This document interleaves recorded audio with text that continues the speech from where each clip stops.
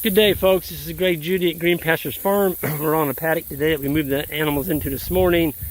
It's a overgrown paddock. This is a paddock that has been growing for about 65, 70 days. Recovery period since it was grazed last. And there's lots of different plants in here. There's actually a little Sericea lespedeza there that cow just took a, there she is eating some more of it. Just taking the tips off, the best part. And you notice cows don't graze with their mouth so much as biting off. They have a tongue. And that tongue reaches out and actually pulls the grass into its mouth. And it does it at lightning speed. That cow can tell exactly what is the best part of the grass to eat. One of the questions, people say, well, how does a cow sequester carbon? We got all this carbon in there, we need to put it back in the soil. And basically the process is, the plant fuses the carbon with hydrogen and oxygen, and it makes a carbohydrate. And this moves into the soil through the roots of the plant. It also maintains some of that carbon up in the leaves, and the shoots, and the stems of the plant, which gets trampled by the animals. That's what we're looking at here. This has been trampled on the ground.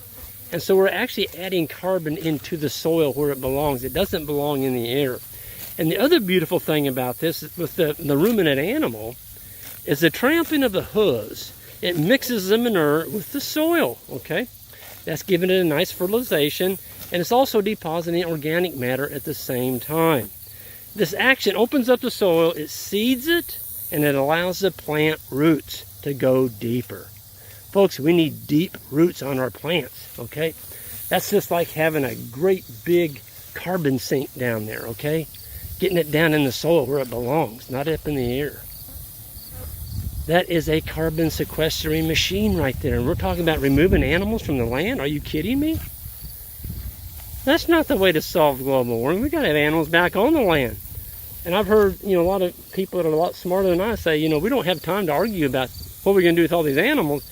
We got to do something about, this movement of removing animals, which then we do that, everything falls to pieces.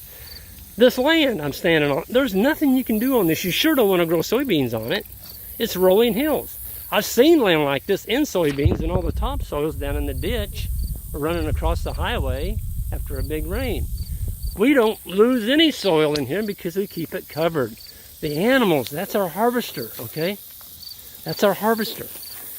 Yeah, we use some fossil fuel. We got an ATV and we'll go through probably 2 gallons a week. But, I've heard people say doing crops on a big tractor, they may use 500 gallons in one day.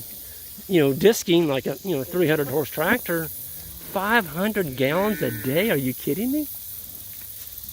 I don't know how you can make that work. Not with the price of soybeans and corn today. I mean, it's not working. We need to go back to this. Or at least part of this. I mean, we've got 40% of the world is considered grazing type land. What if 40% of our Earth's surface looked like this? Do you think we would be having all these floods? Absolutely not. Because we'd be holding the water on the land where it belongs. And the droughts.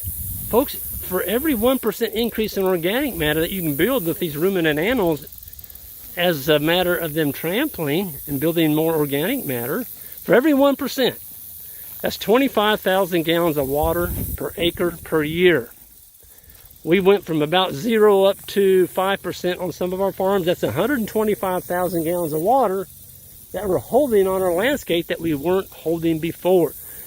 Do you think that's going to grow us some grass if it gets dry? Absolutely. Absolutely.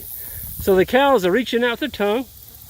They're ripping the grass blades off and the legumes and the Sericea, all the stuff that we call junk that you and I could eat until we fell over. We're not going to be able to grow anything with that, but a cow can because they got multiple stomachs, okay? They can break down that carbonaceous material and produce something like that. Folks, animals don't belong in buildings. They don't belong all congregated in a feedlot feeding them grain, okay? They belong out here on the landscape. If we learn to use the cattle like they were designed for, they are herbivores, not grainivores, this is what will happen, okay? Look how happy these animals are. They're eating something that just is completely worthless. And they're turning it into something valuable, something that's healthy. And they're only going to be here for 8 hours, and then we're gone. We're not going to be here anymore. The wildlife can come in here and use this. Okay? The wildlife. We're all about the wildlife too. We want everything to do well, not just our livestock. But if you learn to be a good steward of your land and take care of it, this is what can happen. Look at that. Look how shiny that cow is. I mean, there's flies on my hand, but there's not any flies on that cow. Well, look at this one. You see any flies on that cow? You know why? Because they're telling the flies, stay away from me. We're slick-hided. You don't belong on us. We got an oily surface, and just stay away. Okay? Folks, I think this is something that we're going to start seeing more of. I'm getting hundreds of emails from people that have done the conventional way, and now they're tired of losing money every year, and they want to do this. And I say, kudos to them.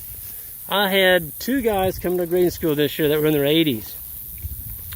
And they said, you know what, you're never too old to learn. I'm like, by golly, they were just an inspiration to me to see somebody that's in their 80s, see the truth, recognize it. And these are people that were doing commodity type agriculture their whole life.